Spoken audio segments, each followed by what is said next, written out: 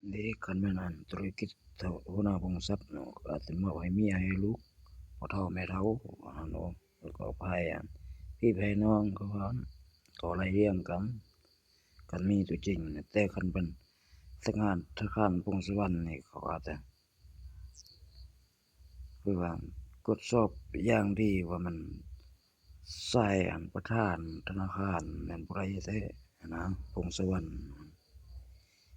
แต่เขาไล่มันแต่2คนคันแม่นเจ้าแข้งก็สิใครหนึ่ง แต่คันมันของหัวหน้ากองทัพนี่มันทุกช่องโหว่นี่คือเขื่อนไฟฟ้าคือเรื่องเฮ็ดไม้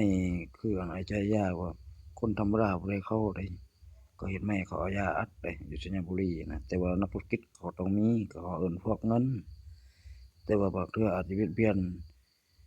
ซื้อมือซื้อคู่หั้นแบบพันธมิตรคือไสสนะคือลูกอิงทองซิ่งเมี่ยงๆหั้นนะ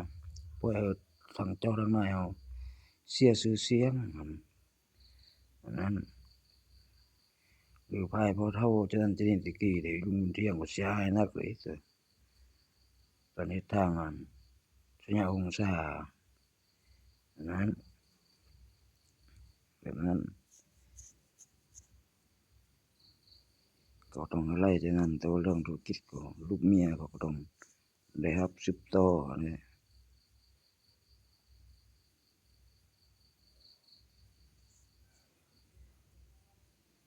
ก็กดสอบเบิ่งก่อน